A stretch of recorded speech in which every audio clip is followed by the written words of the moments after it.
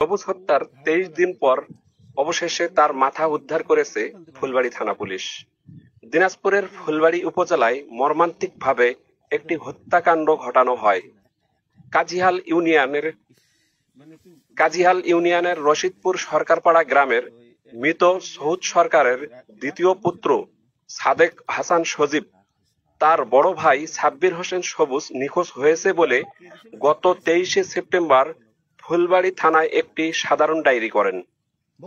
এর দুদিন পর 25শে সেপ্টেম্বর পাশের মিরপুর গ্রামের জমির মধ্যে থাকা একটি ডোবা থেকে তার মাথাবিহীন 2 খণ্ড লাশ উদ্ধার করেন ফুলবাড়ী থানা পুলিশ। পরবর্তীতে লাশটি শনাক্ত করে নিখোঁজ সবুজের পরিবার। এই ঘটনার পর পুলিশ সন্দেহভাজন হিসাবে আব্দুল হামিদ সহ 5 জনকে থানায় এনে জিজ্ঞাসাবাদের জন্য তদন্ত শেষে 6 জনকে আসামি করে একটি হত্যা মামলা রুজু করা হয়। মামলার 6 নম্বর আসামি আব্দুল হামিদকে রিমান্ডে নেওয়ার পর তিনি হত্যাকাণ্ডের দায় স্বীকার করেন। আজ সকালে পুলিশ তাকে সঙ্গে নিয়ে মিরপুর গ্রামের ডোবার পাশে একটি বিএমডি এর সেচ পাম্পের পাইপের ভিতর থেকে নিহত সবুজের মাথা উদ্ধার করে ফুলবাড়ী থানা পুলিশ। এরপর পুলিশ আসামি আব্দুল হামিদকে সাথে নিয়ে হত্যার কাজে ব্যবহৃত কোদাল ও হাসুয়া উদ্ধার করে থানায় নিয়ে আসে। উদ্ধারের সময় উপস্থিত ছিলেন দিনাজপুর জেলা পুলিশ সুপার মারুফাত হোসাইন, ফুলবাড়ী থানার officer in-charge AKM Khandakar Mohibul Islam ও স্থানীয় সাংবাদিক বিন্দু। কয়বারে পড়ছে? 3 বারে বলা পড়ছে। ওই যে বলের মতো, ওই যে বলের মতো ওই যে ফিকে মারছে, তারপর ওর ভিতরে যে পড়ছে। এখানে আছে তো? আচ্ছা ঠিক আছে, তাহলে এখানে আমরা পাবো ইনশাআল্লাহ। আচ্ছা ইয়ে করো, সাইড করো, এটা একটু ইয়ে করো। এই মাটি একটু, এই মাটি আছে বলো তো একটু, এই মাটিটা, এই একটু মাটিটা আছে, কোদাল দিয়ে মাটিটা আছে বলো, এই দাঁড়াও, কোদালটা গেল, এই কোদাল কই, এই মাটিটা আছে বলো, বস্তা কই নিবেন কি? এই বস্তা, এই বড়ি দেখো, বড়ি উঠছে, সরঞ্জামাদিগুলো নিতে হবে, পাইপটি নিতে হবে, এই জায়গায় ইয়ে করো ভালো করে স্যার, আমি আর ওই কিছু না লাগে মুখটা বাঁধাও, মুখটা বাঁধালে পানি ধরে আমাদের পানিগুলো ধরবে তো। প্রিয় সাংবাদিক বন্ধুগণ, আপনাদের একটি বিষয় অবগত করানোর জন্য আপনাদেরকে ডাকা হয়েছে। আপনারাও এসছেন, সেটা হচ্ছে আমাদের দিনাজপুর জেলার ফুলবাড়ী থানার কাজিহাল ইউনিয়নের রশিদপুর সরকার পাড়ার সাব্বির হোসেন সবুজ, তার বয়স 25।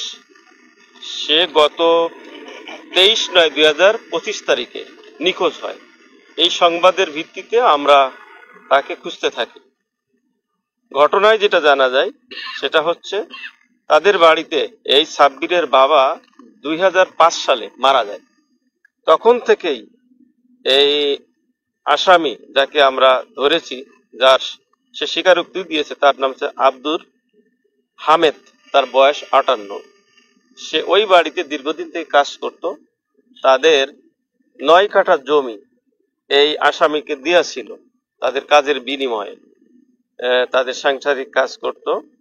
এই সাব্বিরা 2 ভাই, এই সাব্বির তার ছোট ভাই এই ফুলবাড়ী সরকারি কলেজে পড়ালেখা করে, তার মা আছে। তো ঘটনার দিন 23 তারিখ সকাল 11টার দিকে হবে। এই সাব্বিরদের একটা ঘাসের জমি আছে, তো ঘাসের জমিতে কাজ করার জন্য এই হামেদকে ডেকে নিয়েছিল। নেয়ার পরে কোদাল দিয়ে ওই ঘাসের জমিতে যে আগাছা কাটার জন্য সে কাজ করতেছিল। তো ভিকটিম সাব্বির হোসেন সবুজের সাথে আসামি আব্দুর হামেদের কথা কাটাকাটি হয়।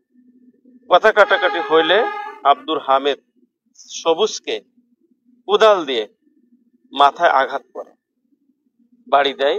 আঘাত করলে ওই এক আঘাতেই সে মারা যায়। পরবর্তীতে তার লাশটা সে লুকানোর জন্য ওই ঘাস কেটে ঘাস দিয়ে ঢেকে রেখেছিল। পরবর্তীতে পাশে একটা পুকুর ছিল, সেই পুকুরে সে ডুবিয়ে রেখেছিল। এরপরে সে কি করছে, এই লাশটাকে সে বিলের ভিতরে লুকানোর জন্য চেষ্টা করে, কিন্তু সে চেষ্টা করে ব্যর্থ হয়।